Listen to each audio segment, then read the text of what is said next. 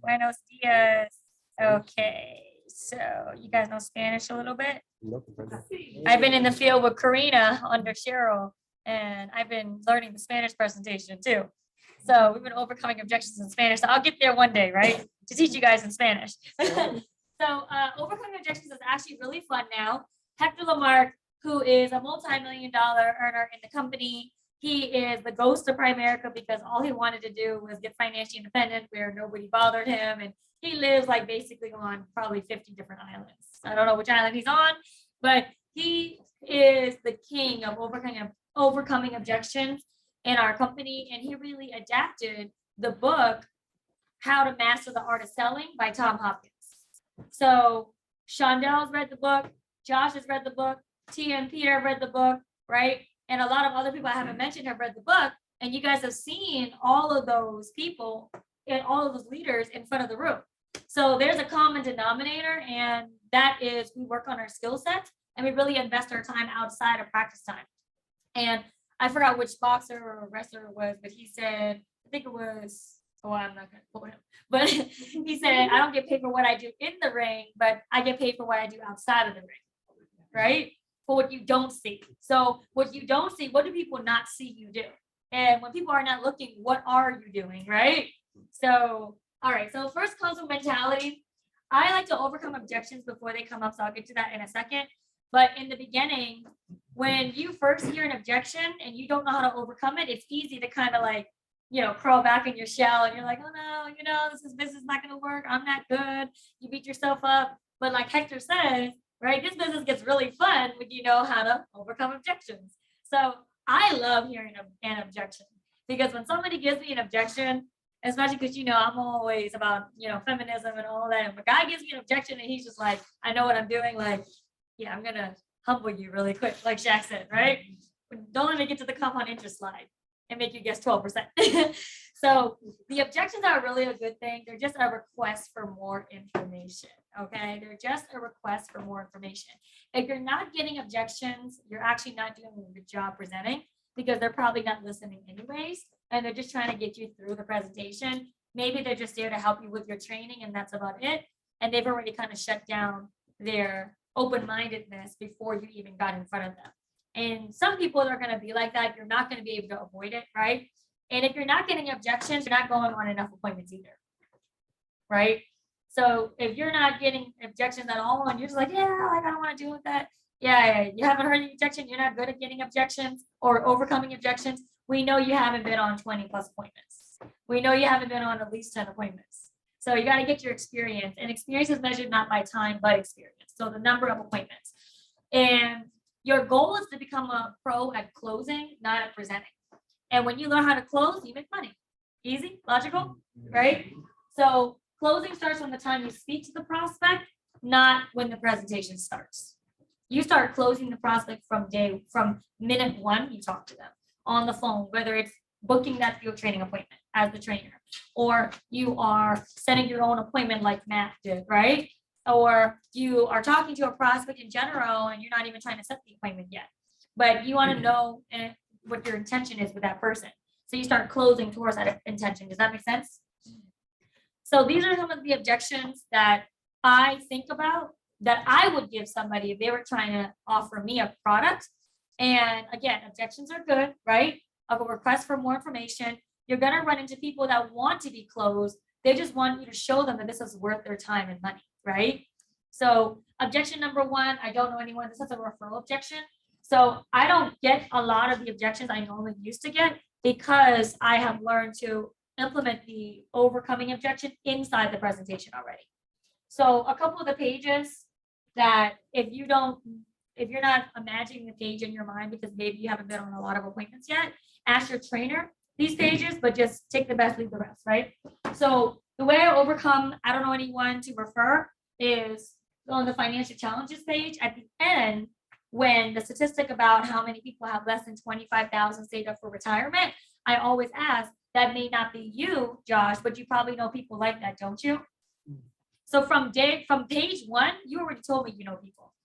You can't tell me you don't know anybody, right? So I'm going to go back to that. On the mission page, which is the second page, once you say or share our mission, is to help people help families become properly protected, debt-free, and financially independent. You ask, how many people need that help? Most people are going to say, who? Everybody. Everyone. So now you can't say nobody needs this because you just said everybody needs this, right? So I've already overcome it up front, the first 2 pages. We've already started closing. So what happens when my term ends? So this is something I know that I would give because our Vietnamese community, right? We invest in a lot of universal life, quote unquote invest, right? We think it's an investment, we buy it for investments. So the Susie Orman quote is really good, where I should have had Thomas pull up the presentation actually. Sorry, Thomas. But on if you guys are aware, right?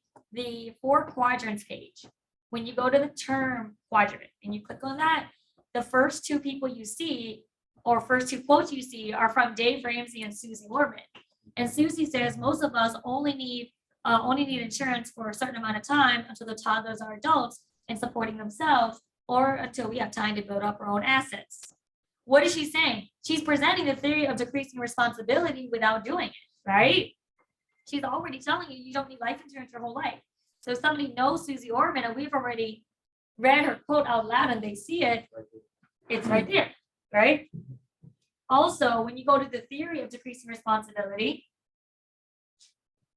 and you go to this page, so I'm giving you guys how to overcome it before, right? Because there's 3 main objections you're going to get that you're going to have to overcome by script anyways later, which we'll get to.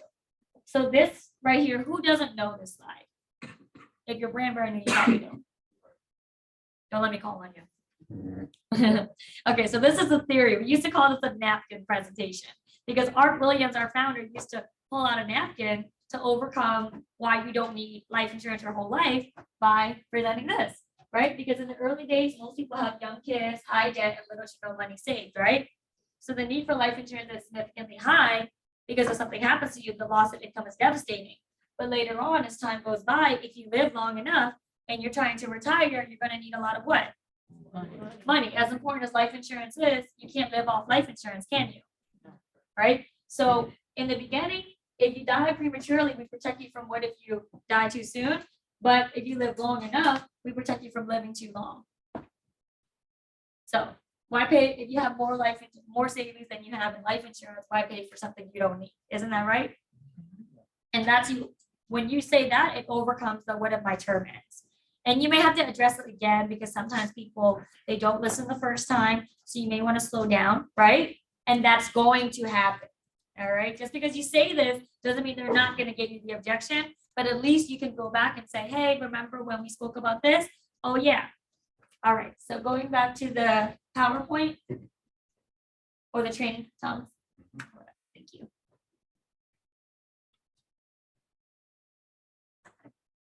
One of the other objections is I found something cheaper that I used to get. Now I rarely get this. So you guys can write this down. Price is only an issue, or cost or price. Price or cost is only an issue in the absence of value. Price is only an issue in the absence of value. Price is only an issue in the absence of value. I know we have Team Andrews and Team Apples in here. But I remember one time, right? Because I'm not Team Apple, but this was really funny the way it worked, right? Because the Apple people are like a cult, okay? You guys are like, Shaq is trying to like convince me like all my 11 years here to get an Apple. No. But one time I had a lady, we did business, we replaced her term, right? Ours was $20 more, wasn't that much more, right? And she was like, yeah, mine is just cheaper. I think I'm gonna keep mine. I was like, let me ask you a question. Do you have Android or Apple? Obviously, I knew the answer, right? Or else I wouldn't ask this. And this is not the main way I overcome it, but just to give you guys an example. She goes, I have Apple. I was like, why not Android? She was like, because Apple just has more value. I was like, exactly. Right? I was like, and then she kept it. But you know what? Stop. If you guys introduce me to Beyonce, she might be able to overcome that for me. But no, I think that was a funny example. But it makes sense, right, guys? All right, so I found something cheaper. You want to sell on how much value we provide to the client, because that's not what they pay, it's how we pay out, right?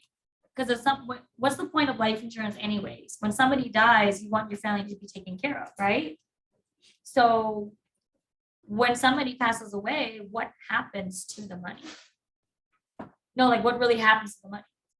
Like, no, how does it get paid out? You know, I don't ask those questions, but I'm presenting it in that way by sharing stories and stuff. So I don't really get it anymore because number one, it's kind of redundant now to try to, talk about everything we already presented. This right here on the award slide that we implemented into our presentation. The first thing you see on the bottom right is we're the number one most trusted life insurer because we pay out when other companies don't. For example, during 9/11, can you believe out of 200 companies, Mr. and Mrs. Client, roughly that existed at that time, only 3 of them paid out? And immediately everybody, how do they react? What? Yeah. No way, what? Some people are like, I can believe it, right? We were one of the 3. Can you believe out of 700 life insurers that existed during 2020, the first year of COVID, only 7 were able to even handle their claims. And we were one of the 7. Immediately credibility, right? So I don't have to fight. I found something cheaper because I already overcame that.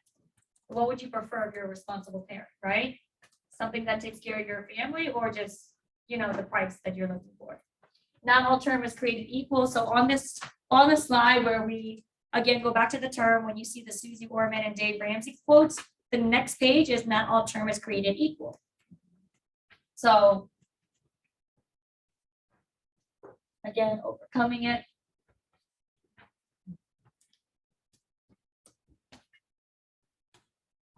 Okay. So I'm not going to do this right now, but just so that you guys understand what page I'm talking about, this page right here, this is going to show how expensive other renewal rates can be.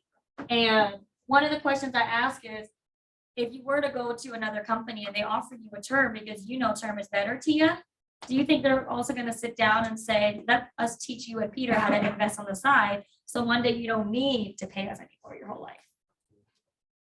No, right? So now you already told me you don't get a full financial analysis with your company, right? Or whatever company you could be shopping us on, right? And then, so when we go through all of this, my favorite bragging right is 93% of our claims are paid within 14 days, 2 days on record. So then I transitioned to a story. So for those of you guys who are new and you don't have your own client stories yet, you don't have to say that I have a client. You can say we have a client because we're all one unit. So when I didn't have stories, I took other people's stories and borrowed them in the field and said, oh, we have a client that passed away in Mexico, right? The husband didn't want the policy on the wife. He got declined. He was mad, but she ended up, going parasailing with her daughter and she passed away, right? That's not the full story, but I can share it in detail because I borrowed Samir's story, right? So 93% of our claims are paid within 14 days. So I'll share a story about one of my clients who passed away. And this is really cool because my, in a bittersweet way, every time I have somebody, if I ever do, have somebody who doesn't believe that we'll pay out no matter what and we have no exclusions, I'll be like, hey, would you like to speak to one of our beneficiaries? You can pick anyone. Because I ask all the beneficiaries, is there any way that I could call you one day if I let you know in advance so that maybe you can help people understand the value of doing business with us? I've had some beneficiaries talk to some of my clients and they closed. But so one of my clients named Rick, in the years I've been here, I thought that we just sold life insurance. It was just another life insurance company or another financial company until somebody passed away. That's when I really understood what we did for families. So one of my clients, Reggie, he became a client in July 2017. In October, his wife and him separated to divorce. And in November, he changed his beneficiary to Barbara, his 37-year-old daughter. One of the things that we do that other companies don't do is we meet your beneficiaries and emergency contacts. Because Mr. and Mrs. Client, how often does somebody pass away and the family's left scrambling for paperwork? They don't even know what company it is, right? So I met with Barbara for 10 minutes. I left, and the very next month, her father passed away of a heart attack on the job. Within 2 hours, she called my cell phone. Within 4 hours, I was at her house. We paid out $100,000, no questions asked. That check was hand delivered to her by me and my vice president, who was already retired by then. How many people are going to do that, a step out of retirement to deliver a death claim check? Right? So now they're like, whoa, you know, this paid for the daughter's college, who's 6 years old, and she bought a house, her first condo ever in DC with that money. You can do whatever you want with the money, but at least we help invest it, and we're there the whole step of the way. Don't you? So you see why you should have coverage with our company, can't you? Yeah. And that's where they're like, wow, you know? So that's how I overcome, where's that phone? Oh, here. So that's how I overcome a lot of the price issues or concerns. So let's get to the objections on how to say, what to say when you actually get them, right? If you are going to get them. So what happens when my term ends? So this is where people are looking for a whole life. They still don't understand that with whole life, you pay for two things, you only get one, right? It's like buying a pair of shoes and you only get one shoebox. So, shoe in the shoebox. So what happens when my term ends? So Josh, term is just insurance, just like car insurance, medical insurance, home insurance, etc. You pay it, you have it, you're covered. But if you were to pay State Farm for 20 years and you never get into an accident, do they pay you all that money back? No, you paid it just in case, right? And sometimes I'll go further and say, if you pay for health insurance, United Health or whichever, right? And you never go to the hospital, you never get sick after 20 years, do they pay you all that money back? No. No, because you paid it just in case, right? So term is just in case. So life insurance never, that should say never pays you your money back. We pay for life insurance for our family just in case. So we teach you on how to pay pennies on the dollar for term insurance and invest the difference of money you'll lose in a cash value, aka whole life or universal policy. So you have more money later. Isn't that what you want? Okay. Isn't that what you want? Yeah. So Joey, role play with me. You can just read it. What happens when my term ends, Joey? Term is insurance, just like car insurance, medical insurance, home insurance. You pay it and you are covered. But if you pay your car insurance for 20 years and never get into an accident, do they pay you all that money back? No. It's just life insurance never pays you your money back. We pay for life insurance for our family just in case. So we teach you how to pay pennies on a dollar for term insurance and invest in the difference of money you lose in cash value policy. So you have more money later. Isn't that what you want? Jen? Yeah, it is. Good job. Great job, Joey. I want to think about it. So if you're going to get this, you're going to get this at the very end. But no matter what, 99.9% of the time, it's the money, guys. Okay? It's the money. It's not going to be anything else. It's the money. 99.9% of the time. The other time is probably going to be like maybe they don't have a close relationship with the trainee. Maybe they don't trust you. But if it's not money, it's going to be trust. Okay? But 99.9% is the money. So this is where it's going to require you to do what's called peel back the onion. Because when they say, I want to think about it, it could be a slew of things. You don't know what it is. So you have to start asking questions to eliminate the answers, right, to the question. So process of elimination. That's fine, Mr. and Mrs. Client. I understand you want to think about it, but what is it that you want to think about? Is it me? No, you've done great, Jen. You were awesome. Okay, is it maybe like our company? No, I heard about your company. I'm pretty sure you guys are great. You guys have been around for a while. Okay, is it the fact that you want to protect your family? Do you have any questions about that? No, I know this is important. I want it. It's in that, so and so, right? Okay, so level with me really quick. By any chance, is it maybe the money? Yeah, I'm just not prepared to pay anything today. Then you can deal with it, right? Then you can deal with, I don't have the money. And so the way you overcome this is on the compound interest slide. So do I have time? I only have like one more slide. Actually, this is the last slide. So when you go to the compound interest stage, And again, I'm going out of order, guys, but I'm giving you where things fit in, and how you would have already answered that question before it comes up. So when you get here, Crystal, hey, how do you present this? I'm your client.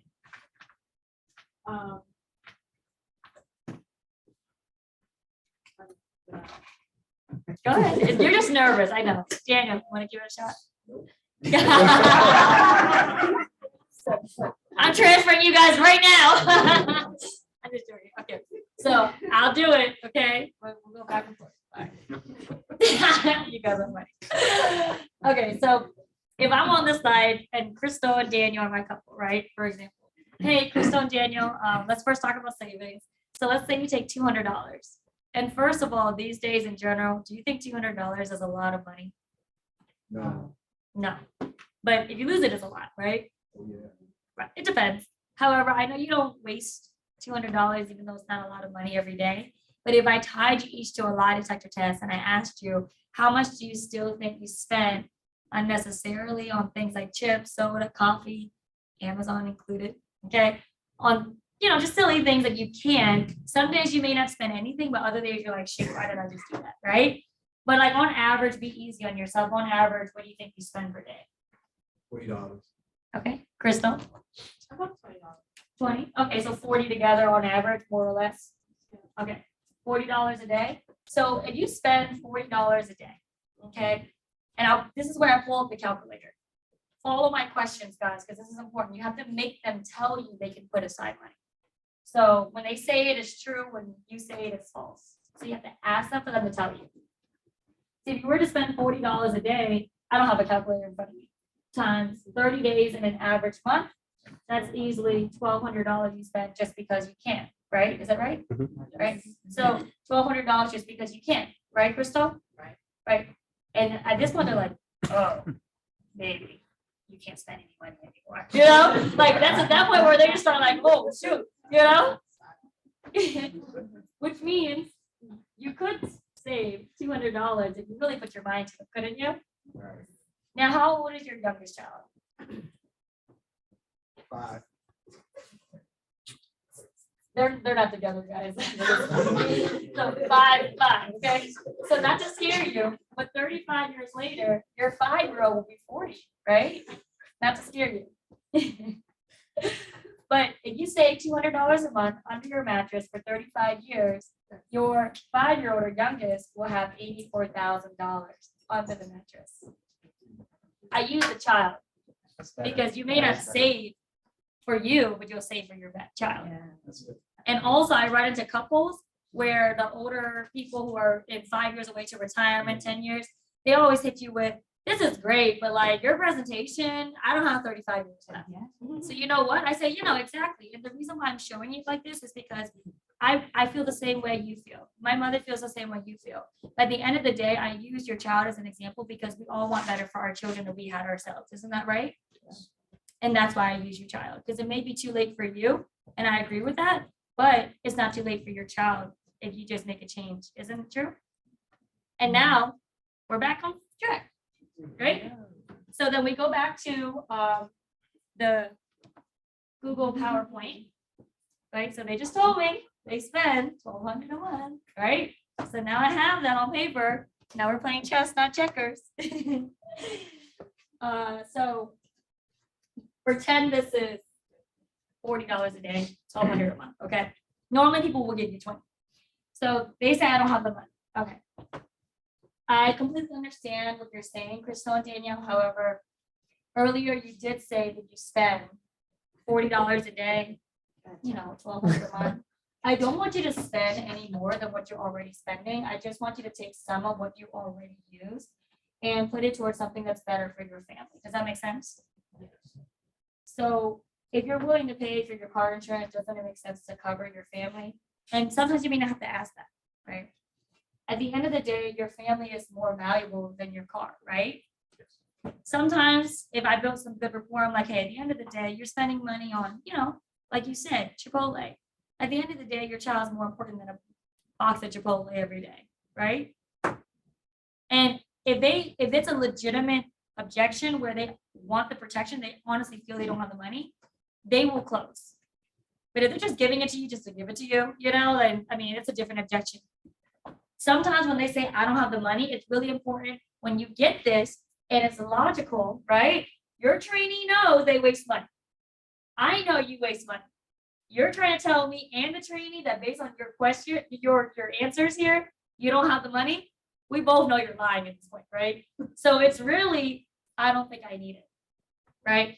And that's when you overcome that, which we already did in the beginning of the presentation. Like, for example, if something were to happen to you, would you want your family to be better off, the same or worse? Right? But if something did happen to you, would they be better off? No. So you already said no, right? All right, that's it. Any questions? Sheila wanted to make a comment. I just wanted to add something. When people are,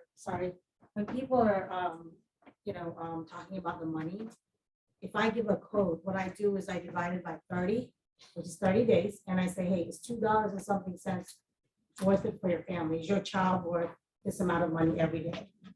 And that brings a lot of things into perspective. Because you spend a lot of stuff on silly things.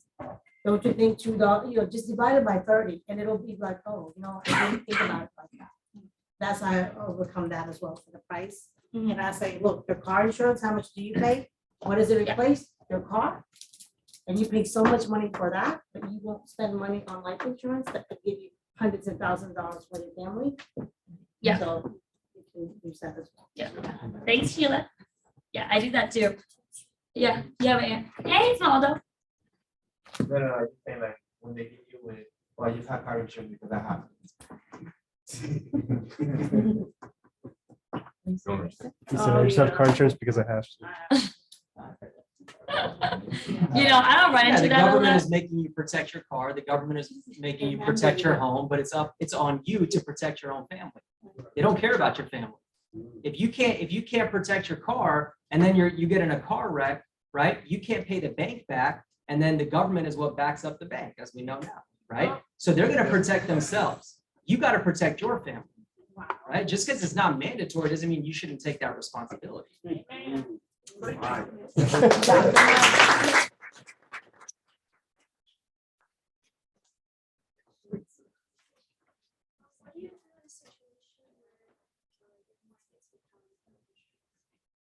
Decline life insurance.